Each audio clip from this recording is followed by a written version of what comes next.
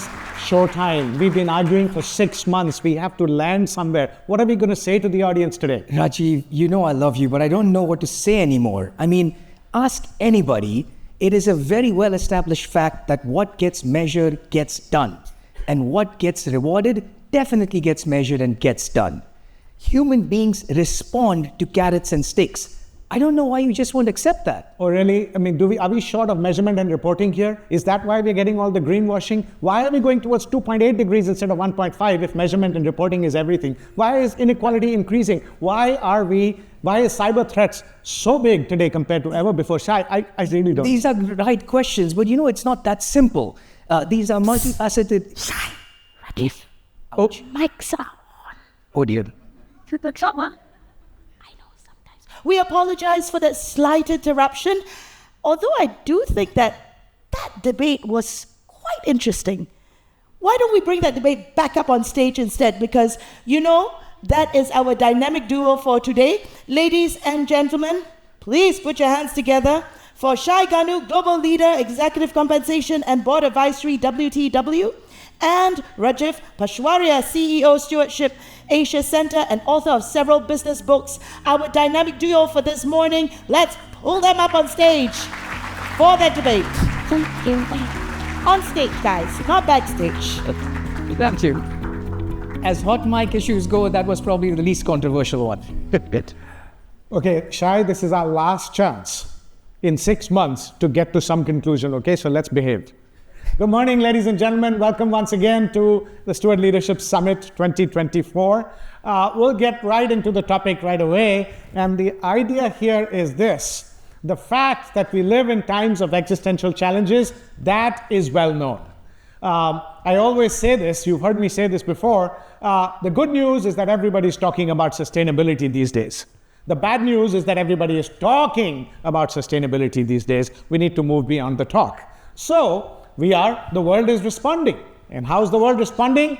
Lots and lots of things, but the front runner is ESG. You cannot go through 1 hour of your life these days without hearing these 3 words. And we are saying that it's going to be money, it's going to be regulations, incentives, and measurement that's going to save the world. And these are the tools that we are throwing at the world for driving responsible behavior. But the question is, why are we not driving enough responsible behavior when there's so much regulation, so many incentives, so much money, $43 trillion at last count in ESG assets? Why? How do we drive more responsible behavior in business? So very quickly, when it comes to driving behavior within the organizations, companies and organizations use 2 broad ideas. One is to frame and enforce rules, policies, and incentives which will drive behavior, right? And the other is to build a culture in which everybody lives those beautiful values that every company puts up on their wall. So here's the question for you.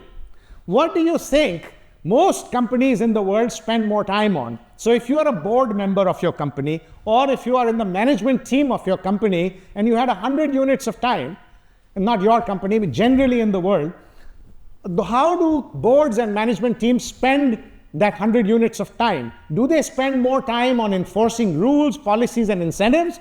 Or do they spend more time on making sure that everybody is living the values of the company and there is a culture based on values? So if I could ask you to bring out your phones and answer this question, what is more time spent on?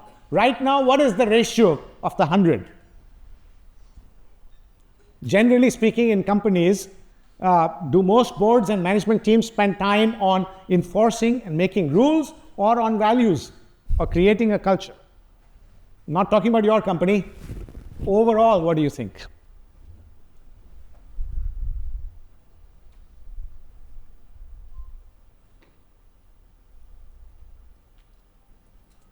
Okay, we'll give it a few more seconds to...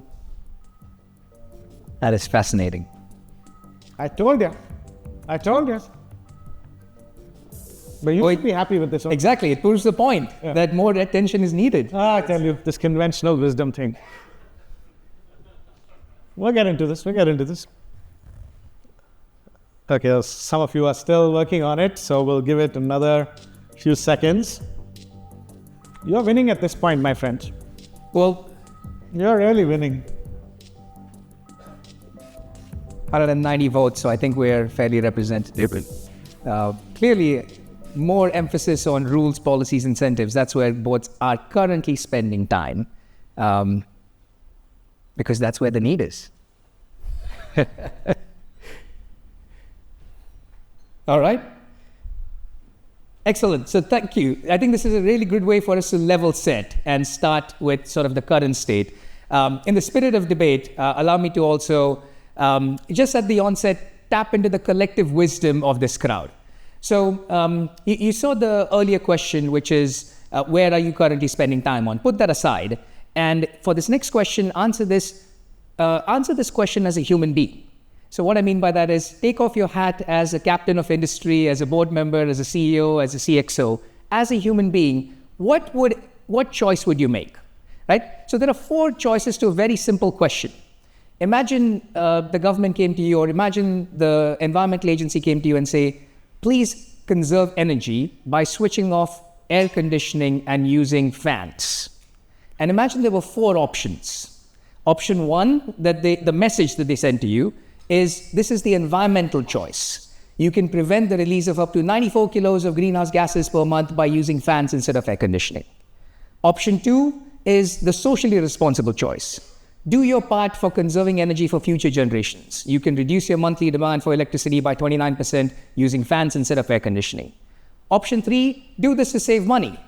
The economic choice. You could save up to $54 per month by using fans instead of air conditioning.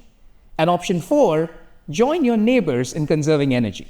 So 77% of your neighborhoods have switched from air conditioners to fans. So as a human being, what choice would you make? So let's go to the next slide or poll question.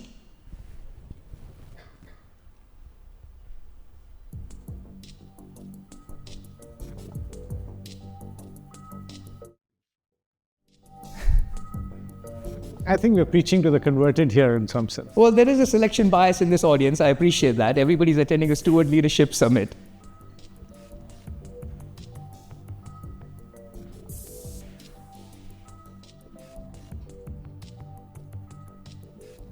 All right, I think that's fairly representative, 150 votes. Isn't that fascinating?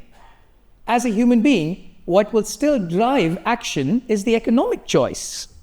That we could save $54 per month using fans instead of air conditioning. My point being, Rajeev, incentives drive behavior. This is an incentive. Financial incentive, economic incentives drive behavior. There is no doubt that we need to take action. The point that you're making earlier, why are we moving towards 2.8 or even 4-degree scenario, God forbid, we're not doing enough. The point that you make that people only talking about sustainability and not taking action, I do not contest that for a second. Absolutely, the need is for action. My contention and the point of this whole debate is, what will drive action?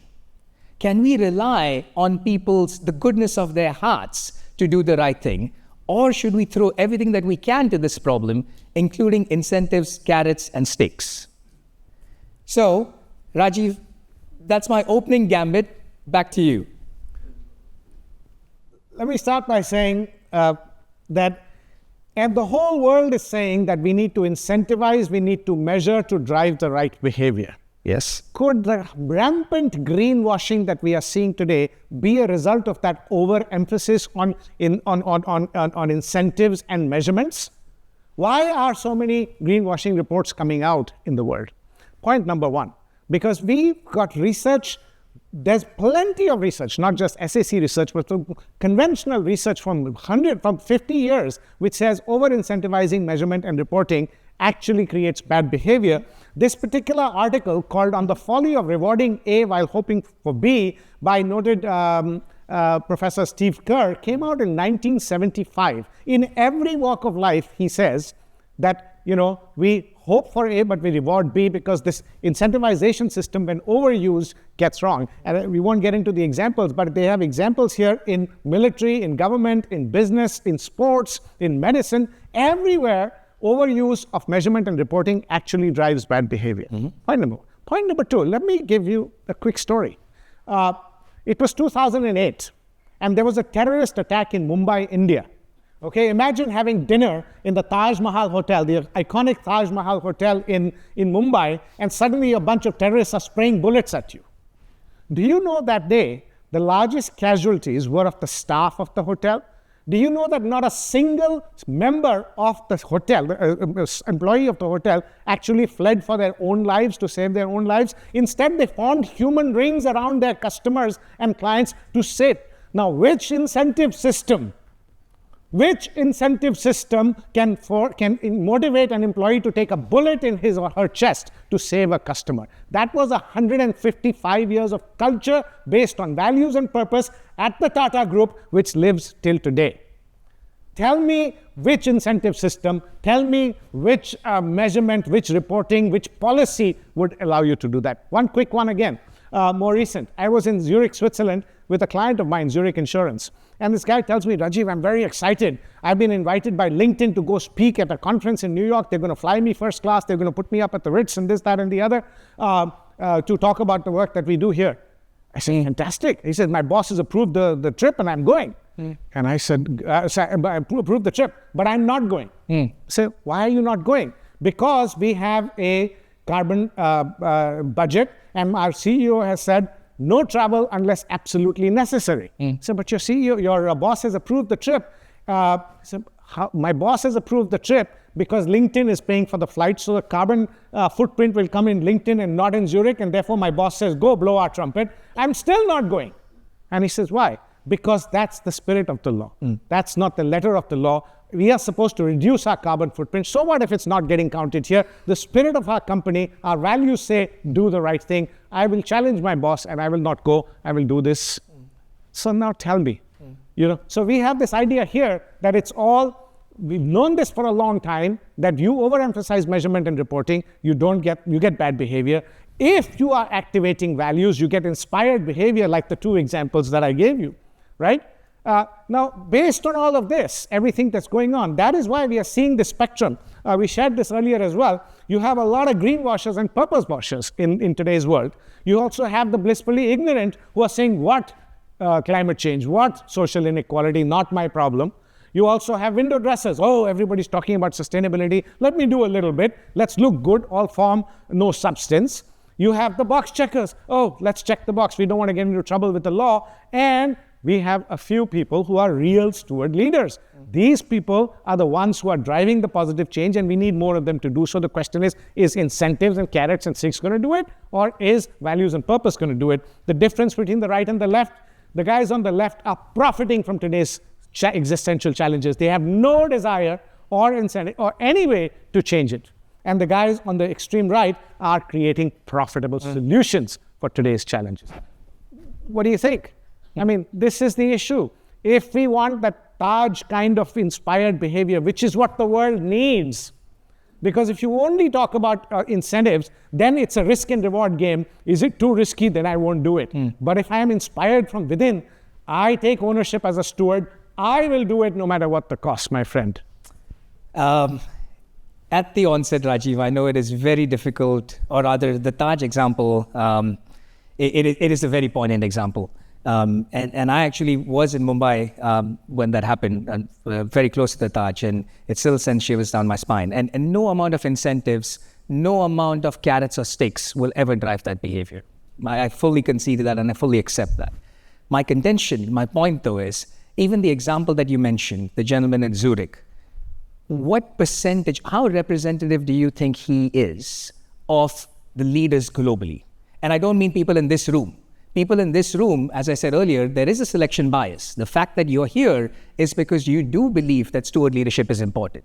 But if you think about the hundreds and thousands of board members, executives that we have globally, how many of them would be like the gentleman at Zurich? That's a good point. And if you look at the spectrum here, actually we can never convert 100% of the people to move towards the right. Yeah. That one I'll give you. In fact, it's good news. 80% of the people will never be in the steward leader bucket. 80% of the people will not believe a word of what I'm saying and will not adopt steward leadership, and that's good news. Yeah. Because if we can get 20% of the people in the steward leadership bucket, we will save the world, because Wilfredo Pareto is still right. Sure. Right? But it is those 20% that we want. We want it to get to 20%. So steward leadership as we say, and as Arno said, is the genuine desire and persistence to create a collective better future. And we find in our own research that steward leader companies actually are more motivated by values and purpose rather than cheaper capital, regulations, or incentives. Not every company will be, but those that will be will do it more out of values and purpose and less out of incentives. And those are the ones that are going to save the world. Again, do not disagree with anything you've said, or rather, let's not use double negatives. Agree with what you've said. Again, the contention, though, is if we want to accelerate mindset shifts, can we afford to take a view that let's focus on one versus the other? If we want to accelerate mindset shifts, should we not cater to the lowest common denominator and say what actually drives change? What drives behaviors?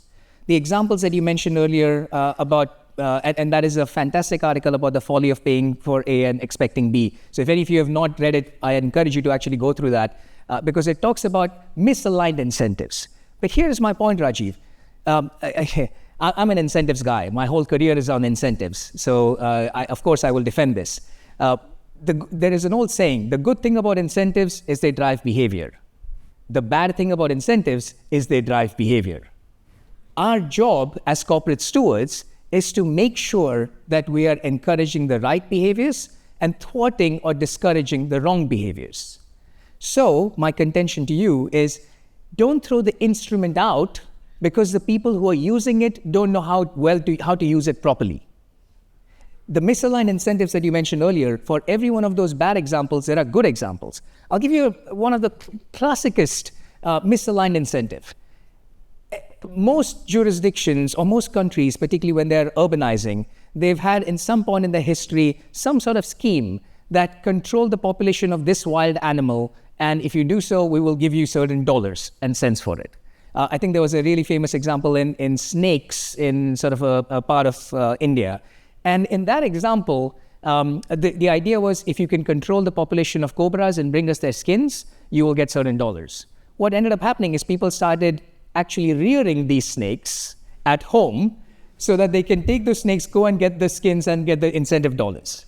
When the government found out about this, they switched off the plan. And then guess what happened? All the snakes were let out in the wild.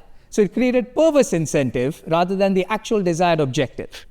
So the point though here is, let's not throw away the instrument because the people who are using it have gamed it. And here is how sort of when WTW, we think about the psychology of persuasion. It is how do you actually design better incentives? And I've listed a few of these points here. Number one, figure out what people really care about, not what they say they care about. Right? By the way, the earlier example where we had that 4 polling questions, where most of the people here chose the option of cost, like saving $54, that was a real study done in California. And they had actually put these pamphlets that I showed on that slide on different doors, random examples, random sort of sampling on different doors. And they could track which pamphlet resulted in which energy conservation behavior. And people said in a poll beforehand that we're doing this because it's the right thing for the planet. People said we're doing this because we're saving money. But the biggest driver was the social proof one, i.e., I will conserve energy because my neighbors are doing it. I don't want to be left behind. There is a very fundamental trait that human beings, that the FOMO part, that we don't want to be social outcasts. So again, point one, figure out what people really care about, not what they say they care about. Point two, incentivize on dimensions that are valuable to them, but not expensive for you to provide. Switch the frame from adversarial, win-lose, to cooperative, win-win. Number 4, never expect people to do something because it's the right thing to do. Number 5, people will always find a way to game the system. Human beings are human beings. Number 6, pay attention to how people respond, learn from it, and adapt. There's this very famous quote by Stephen Levitt and Dubner, the authors of Freakonomics, and they say, morality or values is how people like the world to behave. Economics or incentives is how the world actually behaves. And so when you put some of this into principles-based approach, and I think you'll start seeing some convergence of our thoughts here, Rajeev, that one way of achieving sort of good incentive arrangements is a principles-based approach.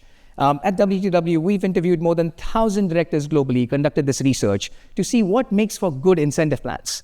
And the fundamental principles are these four. Purpose. So well-designed incentive plans are guided by the organizational purpose, by the North Star. So again, closer to the stewardship mindset. Alignment. You have to align the good and the bad, and there needs to be symmetry of the outcomes. Accountability. People need to take ownership, not just in the financial outcomes, but also in the company values, culture, well-being, and sort of the broader stewardship mindset. And finally, engagement to do the right things and to drive the right behaviors. And these principles also mean that we have to reward management, we have to reward executives, not just for the financial results that they produce. And I will concede that that is one of the drawbacks in our current incentive constructs. We only reward results. We don't reward leaders. At least he's conceding a little bit towards it now. We don't reward leaders for being good leaders. But my point is, given the existential crisis that we have, this discussion is not about the 20% self-actualized. This is not about the 20% who are already the steward leaders. The remaining 80%, can we afford for them to do the right thing out of the goodness of their hearts? Instead, shouldn't we be throwing the kitchen sink at it, including incentives, carrots, sticks, and forcing change, goading change? So maybe Greenwashing. One more collective wisdom of the crowd sort of question. So let me ask this group, if you have to make a tough decision, and a tough decision, for example, that is unpopular with short-term investors, or it will have a negative impact in short-term profits, and if you have to make that decision to accelerate your climate action, for example, what would encourage you to do so? And there are a few options here. You're doing it, number one, because it's a moral high ground. It's the right thing to do. Number two, reputational risk. It might impact businesses negatively if you don't do it. Number three, financial incentives. So you get either government grants or subsidies. Long-term business uplift. So we are sowing our seeds now so that we'll get benefits in the future. Or not falling behind peers, so the FOMO. And number five, a little bit of all of the above. So the question is, what would make you or prompt you or encourage you to make a tough trade-off in the short term in interest of long term? All right, we're getting a good number of votes. And I think this is the point I'm trying to make, Rajeev, that we can't be looking at this as an either or. This is an and. If ever there was an and solution to a problem, this is it. This is not a question of values or incentives. This has to be a question of values and incentives. Doing the right thing and getting nudged for it. And clearly the results say that, and I appreciate all of the above is a little bit of a cop-out option. It's a safer option, but more of us would feel a little bit of both. Your argument is that there are 20% of people, hopefully, who are self-actualized, and the rest of them are the greedy ones who need to be nudged, right? Yeah. As Thomas Friedman always says, you see, the only thing bigger than Mother Nature is Father Greed, and we have to work with greed in order to make this happen. So your point is to align the 80%, you got to do this, right? Absolutely. So I'll leave you with these. Sorry, go ahead. But there's also Pareto who says that those 80% don't matter. What matters is the actions of the 20%. I want to do one more thought experiment here. Yesterday, we celebrated the 25 best examples from Asia Pacific of organizations that were doing well by doing good. They are doing amazing work, hopefully, and 22 out of the 25 were physically present with us yesterday. Hopefully, all of you are in the room. So the winners from yesterday's SL25, raise your hand if you're doing it because of financial incentives. Winners of yesterday's SL25, raise your hand if you're doing it because it's your values and purpose. Your sense of values and purpose wants you to do it. Thank you very much. Whoa. The 25, please keep your hands up if you think it is also nice if there were financial incentives as well. All right, I give you that. Right? I think that's the point. I give you that. So let me leave you with these three thoughts, right? And I fully appreciate Pareto's 80-20. That would apply, and I would be very okay with that if this was business as usual, if this was not an existential crisis, if this was not a fight for the survival of humanity. By the way, this is a little bit of pet peeve of mine. People talk about we're doing all this to save the planet. Let's not kid ourselves. We're doing nothing to save the planet. The planet was here before humanity. The planet will be here after humanity. We're doing this to save ourselves, to save humanity. No interest like self-interest.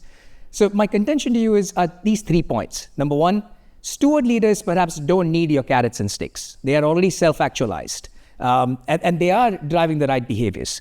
The fact is, if those are even 20%, we'd be lucky, because even those 20% of the people who would say to you, maybe they're not the ones who are actually displaying the behaviors. Just given the urgency, I do think we need to spend more time converting the remaining 80. And for that, if we... Thank you. So you're asking me to agree that we need both? I'm asking you... I'll agree on one condition. You have to agree and you have to concede that we are not doing enough on promoting a culture of values and purpose. We are putting all our energy on incentives and measurement. And we need to move to a place where at least we're doing justice to both. Agree? Deal. Deal. All right. All right. So with that, ladies and gentlemen, let's go back to the first question. Thank you. Let's go back to the first question. The whole point of this exercise was to bring your attention to the fact that, yes, we need to do justice. Every leader has to build a culture based on values and purpose, and you have to use every means to do that. And we're not doing justice to that one. We are over-skewed in terms of measurements, incentives, etc. So we agree on that. So let's go back to our first question, which I asked earlier. Now, what should be the ratio?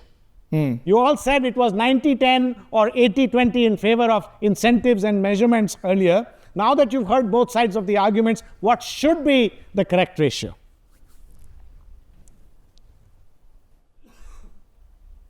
Oh, I would love it if it was ending at 50-50, because... Hey, bias.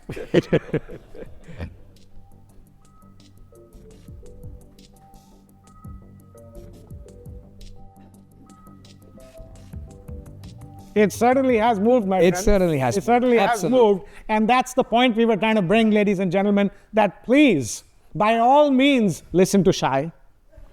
Only a little bit. By all means, listen to Shai and look at measurement, look at reporting, look at incentives. But please also think about how are you doing as a leader in exemplifying the values and purpose that are on your walls in your companies. Are you walking the talk? Are you making sure that that culture is permeating down? Because only then will we save ourselves.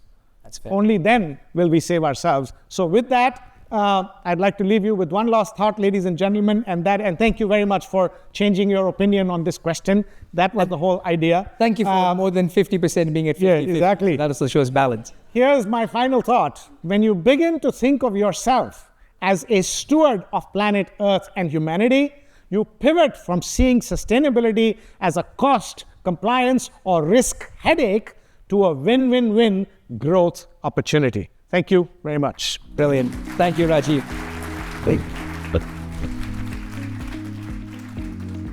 But perhaps just my final thought. I think some of you have heard me say this before, but this notion of if not us, then who?